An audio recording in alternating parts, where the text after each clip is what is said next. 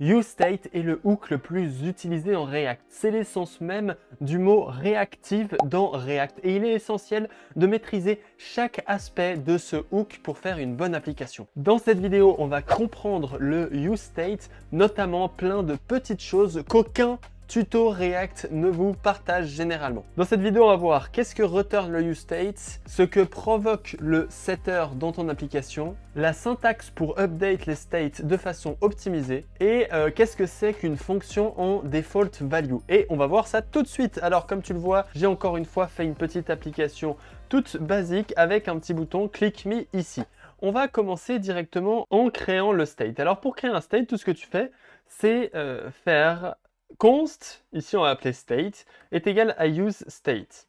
Et là, une fois que tu fais ça, tu vois que ce state, en fait, le type de ce state, quand tu passes ta souris dessus, tu vois qu'il reçoit en paramètre un tableau. En fait, c'est un tableau de deux valeurs. Et on peut facilement le voir en faisant log de state, en sauvegardant, et en affichant ici, tu vois que c'est un tableau, le state, c'est un tableau avec 0 ici qui est undefined et en premier élément une fonction.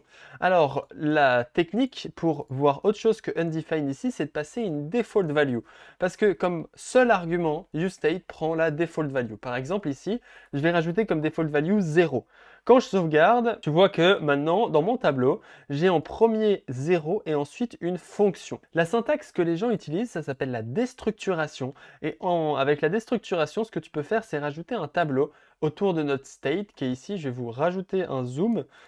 State ici, virgule, set state. Et en fait, le deuxième élément de notre tableau, c'est le setter, la fonction qui va permettre de set notre state. J'avais fait un petit schéma pour que vous compreniez bien à quoi ça ressemble. Alors, on voit bien que ici, en paramètre, on prend la default value, ok? C'est la valeur par défaut. Et du coup, cette valeur par défaut, elle va se retrouver dans le state au début. C'est-à-dire la première valeur sera égale à la valeur par défaut. Elle se retrouvera dans le state. Ensuite, on a cette deuxième valeur, setState, qui, comme son nom l'indique, va venir modifier le state. C'est-à-dire qu'en appelant cette fonction, on va venir aussi modifier ce state. Et c'est pour ça qu'il y a cette notion de setter et de getter, parce qu'avec ce paramètre ici, on vient récupérer la valeur qu'on a mis ici, et avec cette fonction ici, on vient modifier la valeur du state. Et c'est ce qu'on va voir tout de suite. Premièrement, ce qu'on va faire, c'est afficher notre state dans le JSX. On va afficher counter, 2 points, et là, on va afficher le state. Et là, tu vois que c'est écrit counter 0. Quand je clique dessus, rien ne se passe. Jusqu'à là, on est d'accord. Maintenant, on va pouvoir utiliser ce setState en rajoutant une nouvelle fonction ici qui va s'appeler const increment, qui est une fonction qui retourne setState de state plus 1. Et donc là, on va venir en fait prendre le state, donc la valeur qui est ici 0, et on va venir l'incrémenter de 1. Ici, on fait onClick et on va appeler increment, comme ceci. Maintenant, tu vois que quand je clique sur le bouton, boum, la valeur s'incrémente. Mais là, il se passe un truc très intéressant. L'interface vient de changer en fonction de notre state. Pourquoi est-ce que si je fais ça, let's state test est égal à 0, qu'ici je remplace ça par state test plus égal 1, c'est-à-dire on vient incrémenter notre state test, et ici j'affiche state test. Là, quand je refresh et clique dessus, il ne se passe rien. Pourtant, si on console log state test ici, en fait, on verra qu'on est vraiment en train de l'incrémenter, mais pourtant il n'est pas synchronisé avec la vue. Et c'est là que le state est en fait intéressant, c'est que notre state, lui, quand tu vas appeler cette fonction, tu vois que si j'affiche un console log ici, et ce console log ici, c'est tout simplement dans le corps de la fonction, re-render, et que je refresh, quand je clique ici, tu vois que ça provoque un re-render. Qu'est-ce que va faire le re-render? Il va tout simplement venir recalculer toute notre fonction et réafficher, et recalculer, pardon, le JSX qui est ici pour actualiser le JSX avec la nouvelle valeur. Ce qui est intéressant, c'est que maintenant, quand je clique, l'interface change. Parce que tout ce qui est ici va être recalculé par React. Et React, tu vois que là, je peux venir sélectionner cette valeur. Et tu vois que React, lui, si je t'affiche ce petit endroit-là, quand je clique, il vient vraiment update que le 7. Hein. C'est-à-dire que lui, il dit « Ah, ok, il y a le 7 qui a changé en 10, etc. Je viens l'update que lui. » Et tu vois qu'il y a vraiment que cette petite partie ici qui est update. Pour toute cette histoire de re-render, j'ai créé une masterclass qui est accessible dans la description qui te permettra vraiment de comprendre chaque détail concernant les re-renders en React. C'est un sujet essentiel si tu veux maîtriser ce framework, de comprendre ces re-renders. C'est dans la description, c'est gratuit, c'est une vidéo d'1 heure. Inscris-toi et tu recevras cette vidéo. Pour aller dans notre dernière étape de la vidéo qui est tout simplement la syntaxe pour update les states. On va faire un petit test, c'est qu'ici si j'appelle deux fois cette state machin et que je refresh, ça fait toujours 1, 2, 3, 4, 5, 6. Pourquoi? Parce que comme je t'ai montré, en fait, c'est que lors de re-render qu'on vient modifier la valeur du state. Ce qui fait qu'ici, quand j'affiche state ici et ici, et ben tu verras, je vais juste afficher un petit 1 ici et un petit 2 ici pour qu'on puisse correctement remarquer que ça a changé. Quand je clique ici, tu vois que 1 state 0, 2 state 0. Le state ne change pas. Le state ne change que lors du prochain re-render. Tu le vois ici. Lors du re-render, on passe de state 0 à state 1. Et c'est ça qui est intéressant. Pour récupérer la valeur à jour du state, il faut utiliser la syntaxe current qui va sur current plus 1. Et maintenant, tu verras que current, c'est une fonction qui retourne la nouvelle valeur.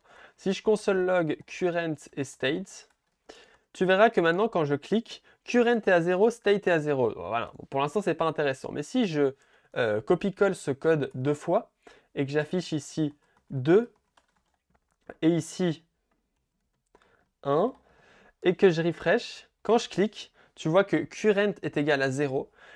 Ici et state aussi. Et la deuxième fois, current est égal à 1 et state 0. Current, en passant cette syntaxe de callback function dans cette state, est toujours à jour et c'est ce qu'on veut. Je ne vais pas m'éterniser sur ce sujet. J'ai une autre vidéo sur ma chaîne YouTube qui s'appelle les erreurs que vous faites souvent, les 5 erreurs React qui sont les plus faites. Et j'explique ce pattern un peu plus en détail. Rule of thumb, chaque fois que je modifie le state en utilisant le getter, je modifie le state en fonction du getter, j'utilise cette syntaxe. Maintenant, dernière étape de la vidéo, c'est une fonction en default value. Tu vois qu'ici, on passe 0. Mais imaginons qu'on rajoute une nouvelle fonction qui va s'appeler add, qui prend A et B et qui return A plus B. Ok, c'est une fonction addition. Et on va dire que notre default valeur ici, c'est 1 et 2. Donc 1 plus 2. Tu vois que là, quand je refresh, eh ben, la valeur par défaut, ici, c'est 3. Ah, c'est normal parce que j'ai fait une fonction qui additionne 1 et 2. Ce qui est intéressant, c'est qu'ici, si j'affiche un console.log de « je viens d'être calculé », tu vas voir, c'est très intéressant. Là, il y a le log « je viens d'être calculé ». Quand je clique sur le bouton, il y a le log à nouveau « je viens d'être calculé » et « re-render ». Mais attends, la valeur c'est 4, c'est plus 3. Et pourtant notre fonction add, elle est utile uniquement lors du premier render. Elle est utile comme valeur par défaut. Maintenant quand je clique, je suis à 12 et pourtant je suis en train de calculer, là le je viens d'être calculé, c'est la log que j'ai mis ici et je suis encore une fois en train de calculer cette valeur. Et ici on est d'accord que c'est inutile. Parce que je suis en train de faire un calcul A plus B, donc 1 plus 2, qui va me donner 3, et pourtant, je ne l'utilise pas. Tout simplement parce que cette fonction, tu vois, quand React va appeler toute cette fonction, eh ben, il ne peut pas s'empêcher d'appeler cette fonction parce qu'elle est dans le corps de la fonction. Donc cette fonction, elle est appelée encore et encore et encore à chaque render. C'est pas très pratique, c'est pour ça qu'il y a une syntaxe qui est la arrow function, comme ça. Et là, tu vois que React n'est plus obligé d'appeler cette fonction. Maintenant, c'est que quand React va appeler cette fonction lors du premier render que la valeur par défaut va être définie. Maintenant, tu vois que counter est égal à 3. Quand je clique, counter est égal à 4, mais le je viens d'être calculé n'est plus appelé. Tu vois que là, il n'y a plus je viens d'être calculé. On vient d'optimiser cette syntaxe. Quand est-ce qu'il faut utiliser cette syntaxe? Ici, c'est inutile parce que A plus B, c'est pas très coûteux. Alors, la syntaxe d'avant, elle est très bien. Mais imagine-toi qu'ici, tu fais un appel au local storage ou que tu fais un filter plus map plus machin d'un tableau. Eh ben, c'est un peu lourd, c'est expensive.